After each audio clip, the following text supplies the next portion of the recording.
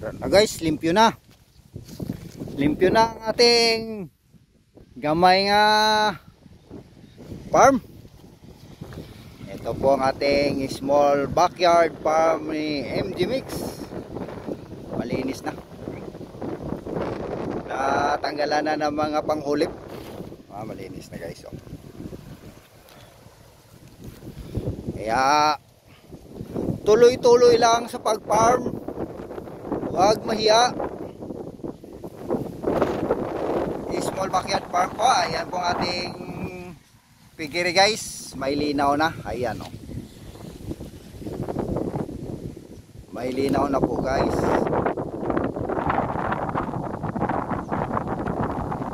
Tuloy-tuloy lang.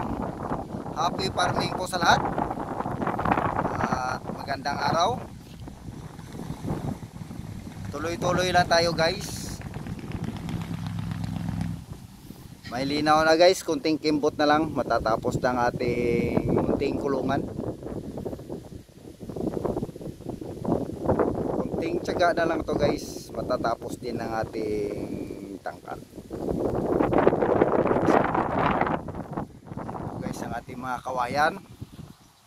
Kawayan po natin malinis ng iba, kunti na lang ang natira.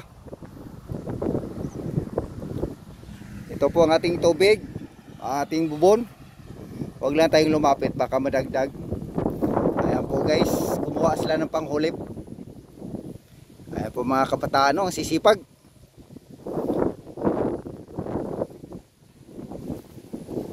Ang sisipag ng mga kabataan.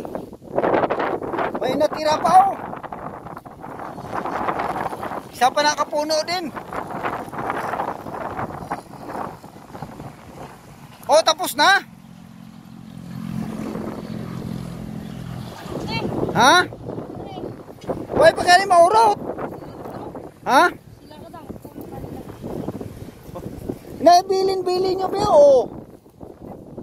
Oh, balik ka, ubos sa pala, iras-iras. Para ubos. Ayan guys, ang kumuha ng panghulip. Ayan po, para malinis ang ating taniman gulay. Taniman po natin to gulay guys. Ayan po mga tropa oh.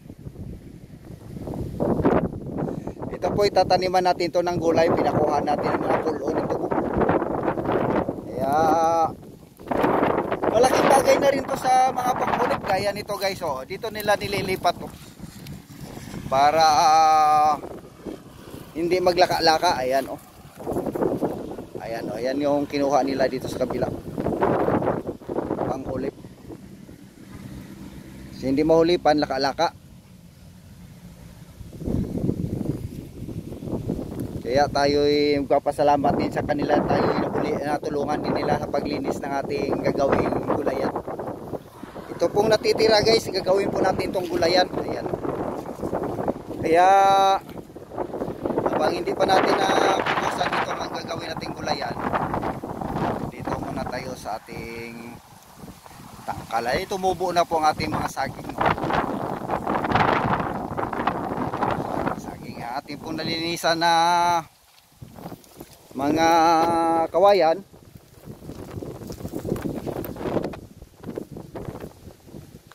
Okay na rin po.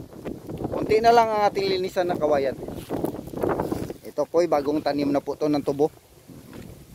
Ito po ang mga tanim na tubo guys. So yan. Ayan pong gatulusok sa lupa. Ayan o. Yan po yung mga tubo. Yan po yung tinawag na patdan. New variety. Ito po ang ating kawayan na nilinisan no. Dahil may pasok ang ating mga bugoy, tayo lang muna mag-isa dito. May pasok sila. Habang may pasok sila, ako muna dito magdahan-dahan. Ito pa po ang lilinisan natin, marami pa. Pero matatapos din yan natin ba dahan-dahan lang, huwag natin biglayin. Ayan po ang ating tangkal.